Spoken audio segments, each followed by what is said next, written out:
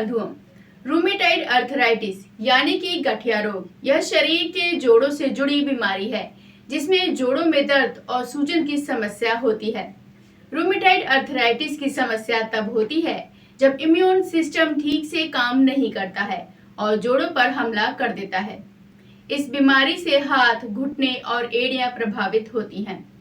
Rheumatoid arthritis में सिर्फ अंगों से जुड़ी बीमारियां ही नहीं होती हैं, बल्कि कई बार इससे शरीर में कई अन्य अंग भी प्रभावित होते हैं, जिसमें आंखें, दिल, सर्कुलेटरी सिस्टम और फेफड़े भी रूमेटाइड अर्थराइटिस से प्रभावित हो सकते हैं। तो चलिए आज इसी पर चर्चा करते हैं डॉक्टर अरविंद जी से। रूमेटाइड अर्थराइटिस क्या होता है? अपने जॉइंट के जो घुटनों का जॉइंट है, एंकल जॉइंट है, रिस्ट जॉइंट है, एल्बो है, अंगुलियों के जॉइंट है, उनमें एक साथ दर्द होना उसको बोलते हैं गठिया का दर्द। इनमें एक साथ दर्द आता है, ठीक है। एक साथ मतलब कि दोनों घुटनों में दर्द आएगा, दोनों रिस्ट में दर्द आएगा, अंगुली में दर्द आएगा। तो ये इस तरीके से दर्द आता है, वो गठिया की तरह जो लक्षण होते हैं, गठिया के बाई के दर्द का लक्षण होता है। दूसरा इसमें अपन लक्षण की बात करें, दूसरा इसमें मॉर्निंग स्टिफनेस होती है। मॉर्निंग स्टिफनेस का मतलब सुबह सुबह उठेंगे तो पूरा शरीर जकड़ जाएगा। मतलब जो भी जॉइंट में आपको पेन है, रिस्ट में तो रिस्ट जॉइंट जकड़ जाएंगे, हाथ में दर्द है तो हाथ में जो दर्द है, जो हाथ के जॉइंट है उनमें जकड़न आ जाएगी। वो जकड़न आधे घंटे से लेके 2 घंटे तक रहती है, धीरे धीरे कम होती जाती है। इनके लक्षण क्या होते हैं? तो गठिया बाई में सबसे इम्पोर्टेंट लक्षण ये होता है कि उसमें सुबह सुबह या आप रेस्ट करने जाते हो, 1-2 घंटा रेस्ट किया, उसके बाद में जकड़न आ जाती है, वो गठिया का दर्द का जकड़न होती है। तो सबसे इम्पोर्टेंट फीचर यही है कि इसमें जकड़न आएगी। और दूसरा, जैसे जैसे काम करेंगे वैसे वैसे दर्द में रिलीफ मिलेगा। बाकी दर्द में क्या होता है कि आप जोड़ों में दर्द में काम करने से दर्द में बढ़ता है, बाकी जो गठिया का दर्द है उसमें काम करने से दर्द में आराम मिलता है। तो इसका विपरीत है थोड़ा, तो वो गठिया का दर्द होता है। क्या गठिया का दर्द उम्र के हिसाब से भी होता है? गठिया का दर्द होता है वो एज रिलेटिव होता है, मतलब एज के हिसाब से। जो ये 18 साल से लेके 45 साल तक लोगों में ज़्यादा पाया जाता है और फीमेल्स में ज़्यादा होता है, मेल्स की बजाय फीमेल्स में ज़्यादा होता है। और पांचवी चीज़ ये है कि ये अर्ली स्टेज में होगा।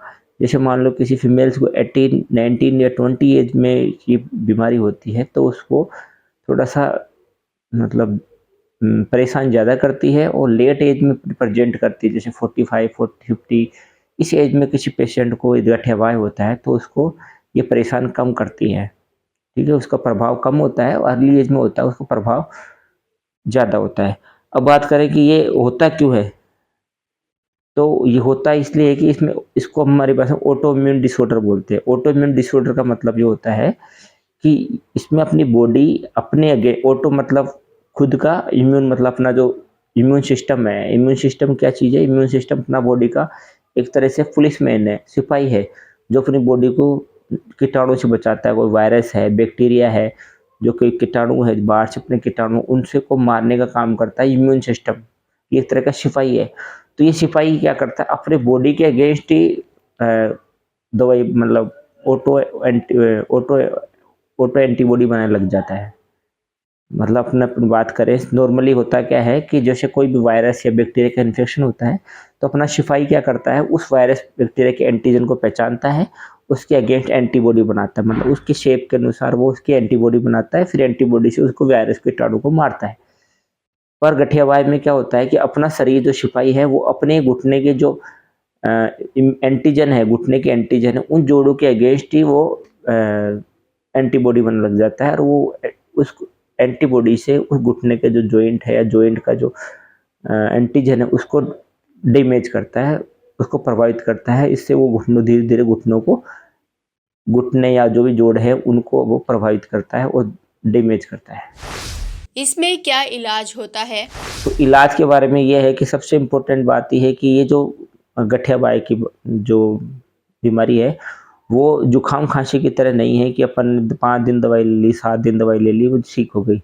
इसमें कम से कम आपको 5 से लेकर 10 साल तक मेडिसिन लेनी पड़ती है। जैसे अपन बीपी शुगर की दवाई लेते तो बीपी शुगर की दवाई लेते हैं तो वो अपन को अपनी एक्टिविटी मॉडिफिकेशन, लाइफस्टाइल मॉडिफिकेशन के साथ-साथ मेडिसिन भी लेनी पड़ती है। ऐसे ही गठियावाद में भी आपको लाइफस्टाइल मॉडिफिकेशन के साथ में आपको गठिया की दवाई भी लेनी पड़ती है। तो ये तो ध्यान रखें कि इसको आपको लंबे समय तक दवाई चलती है, ऐसे शॉर्ट ड्यूरेशन के लिए इसकी दवाई नहीं चलती।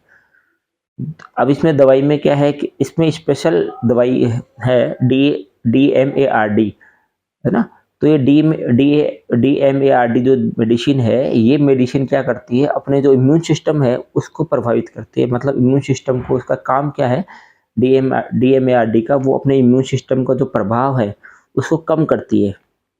जो अपने सिपाही है उसका जो प्रभाव उसको कम करती है, जिससे वो अपने बॉडी के अगेंस्ट वो नहीं बनाए, ऑटो एंटीबॉडी नहीं बनाए। ये उसका काम होता है। तीसरी चीज़ अपन बात करें कि इसमें जो मेडिसिन दी जाती है वो इस तरीके से दी जाती है कि अपना इम्यून सिस्टम भी बहुत ज़्यादा प्रभावित नहीं हो। यदि अपन ने ज़्यादा दवाई दे दी तो उससे क्या होता है कि अपना इम्यून सिस्टम ज़्यादा डाउन हो जाएगा। ज़्यादा डाउन होने से जो पेशेंट है, मरीज है, उसको दूसरी बीमारियाँ लग जाती है। इसलिए जो अपना डिजीज मॉडिफाइंग ड्रग्स है, वो ड्रग्स क्या है कि अपन को पेशेंट के अनुसार देनी पड़ती है, उसकी रिपोर्ट्स के अनुसार देनी पड़ती है। ये है। तो ये DMARD लेनी पड़ती है उसके मस्ट। कैसे पता चलता है कि गठिया की बीमारी हो गई है? हाँ, तो अपन गठिया बाई को कैसे पहचानेंगे, उसकी जांचों के बारे में बात करते हैं। तो इसकी अपन जांचें होती है आर फैक्टर, ESR, CRP और NTCCP।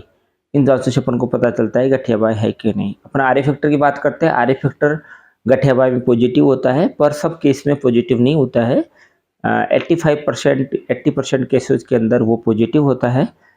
15 to 20% पेशेंट के अंदर नेगेटिव भी होता है। तो आर फैक्टर कोई कंपलसरी नहीं है कि पॉजिटिव आए भी। तो अपन को इस पे डिपेंडेंट नहीं रहे कि एंटी आर फैक्टर नेगेटिव है इसका मतलब मेरे को गठिया बाई नहीं है। आर फैक्टर नेगेटिव होने के बाद में गठिया बाई हो सकता है। और दूसरा बात करते हैं, एक NTCCP होता है, वो आर फैक्टर से ज़्यादा स्पेसिफिक है, पर कई बार पेशेंट के अंदर ये भी देखा गया है कि उसको गठिया बाई होती है फिर भी NTCCP नेगेटिव होता है। तो गठिया बाई का जो इम्पोर्टेंट जो पहचानने का तरीका है, उनके लक्षण होते हैं, लक्षणों से गठिया बाई को पहचाना जाता है। अपन को रिपोर्ट्स पे डिपेंड नहीं होता है। ESR और CRP से अपन को ये पता चलता है कि जो डिजीज है, जो भी गठिया बाई है, वो कितना एक्टिव है, बहुत ज़्यादा एक्टिव है कि कम एक्टिव है, वो गठिया बाई का अपन को ESR CRP की रिपोर्ट से पता चलता है। ये हो गए अपन को पहचानने के तरीके। दूसरा, एक्सरे वगैरह से अपन को ये पता चल जाता है कि जो गठिया बाई की वजह से जॉइंट का डैमेज हुआ कि नहीं हुआ, वो अपन को पता चलता है। पर ये लेट स्टेज में होता है। अर्ली स्टेज में गठिया बाई में जॉइंट में कोई चेंजेस नहीं आते एक्सरे के अंदर। अपन को वो पहले उसके लक्षण से और उसकी जांचों से अपन को पता चलता है। अपन बात कर रहे हैं अब इसके इलाज के बारे में। इलाज के बारे में बात कर रहे हैं तो सबसे पहले गठिया बाई को अपन ने उसके लक्षणों से पहचान लिया कि पेशेंट को गठिया बाई है। तो उसका जो इलाज है सबसे इम्पोर्टेंट है कि वो 5 से 10 साल चलता है। उसमें लंबे समय तक आपको टैबलेट लेनी पड़ती है। तो ये श्योर रहे कि आपको लंबे समय तक दवाई लेनी ही पड़ेगी। अभी तक यही इलाज है कि आपको लंबे समय तक, ऐसा कोई कहीं पे मेडिसिन, कहीं भी कोई भी इलाज नहीं आया कि आपको बस जुकाम खांसी की तरह आप उनको 5 दिन दवाई ली सही हो गया, ऐसा नहीं है। इसको लंबे समय तक मेडिसिन लेनी पड़ती है। इसमें अपन को शुरू में जब भी आपको पता चलता है तो DMARD नाम से मेडिसिन आती है। मेडिसिन और साथ में पेन किलर लेनी पड़ती है थोड़ा दर्द कम करने के लिए। तो ये जो डिजीज मॉडिफाइंग ड्रग्स होती है, ये डिजीज मॉडिफाइंग ड्रग्स होती है, ये स्पेशली कैसे काम करते हैं? ये काम करते हैं जो इम्यून सिस्टम को जो प्रभाव है उसको कम कर देती है, जिससे जो ऑटो एंटीबॉडी बन रही है उनको वो अपने जॉइंट को डैमेज नहीं करे। तो अपन जो भी DMARD जो ड्रग्स है वो क्या करते हैं, इसका प्रभाव कम करते हैं, जिससे ऑटो एंटीबॉडी नहीं बनती। तो अपन को उसमें पेन में, जो पेशेंट को गठिया बाई के पेन में रिलीफ मिलता है। दूसरी चीज़ ये है कि इसमें आपको DMARD के साथ में जो पेन किलर भी देनी पड़ती है दर्द कम करने के लिए, क्योंकि DMARD जो ड्रग्स होते हैं उनका प्रभाव आने में 1.5 से 2 महीने लगता है। 1.5 से 2 महीने में अपना प्रभाव दिखाना चालू करते हैं। एकदम ऐसा नहीं कि आज दी कल से DMARD का प्रभाव आना स्टार्ट हो गया। इसलिए अपन को 1 से 2 महीने तक उसको साथ में पेन किलर भी देनी पड़ती है थोड़ा दर्द कम करने के लिए, है ना? ये हो गया। तीसरे और जो ड्रग्स दी जाती हैं, इनके बारे में एक चीज़ और बताता हूँ। ये क्या करते हैं, अपने इम्यून सिस्टम प्रभावित करती हैं।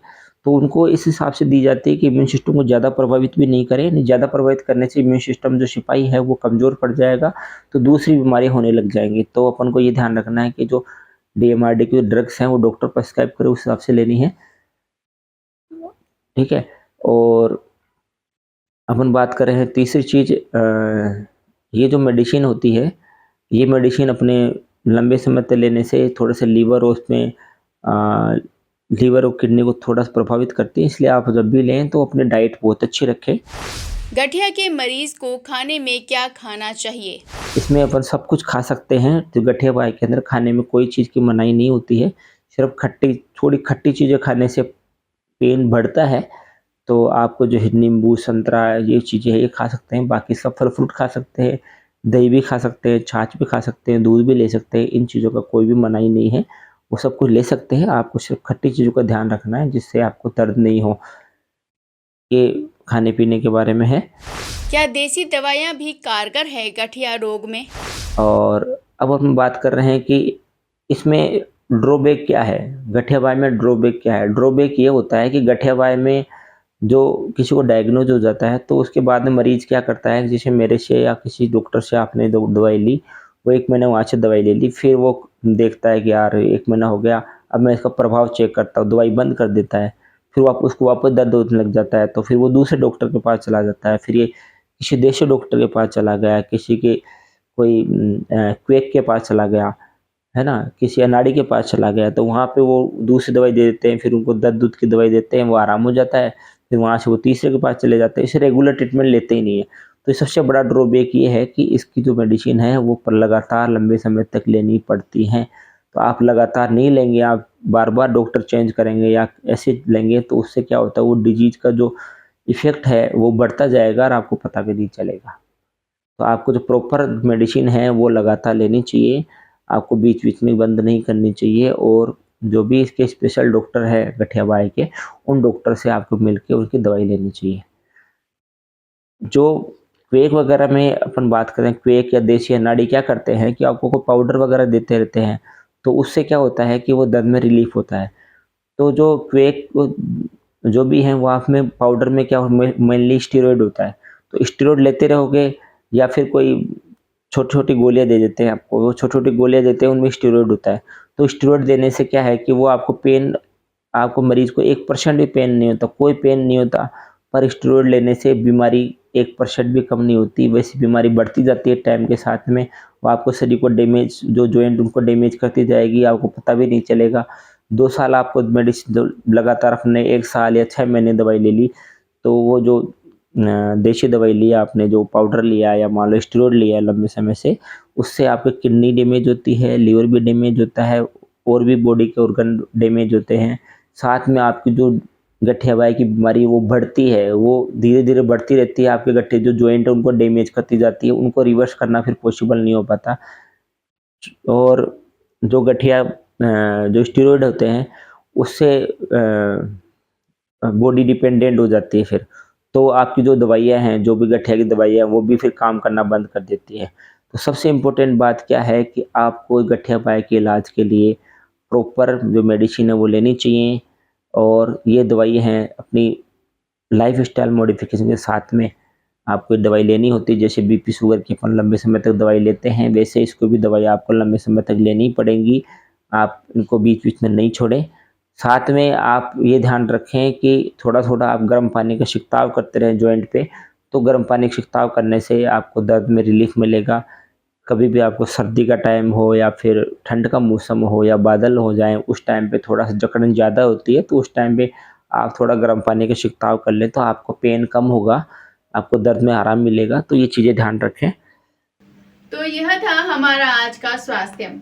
बंधुओं, आपको हमारा आज का कार्यक्रम कैसा लगा कमेंट करके जरूर बताएं और साथ ही लाइक शेयर सब्सक्राइब करना ना भूलें। तो चलिए मिलते हैं अगले शुक्रवार कुछ नई जानकारियों के साथ। तब तक आप देखते रहें विश्वकर्मा टुडे न्यूज़।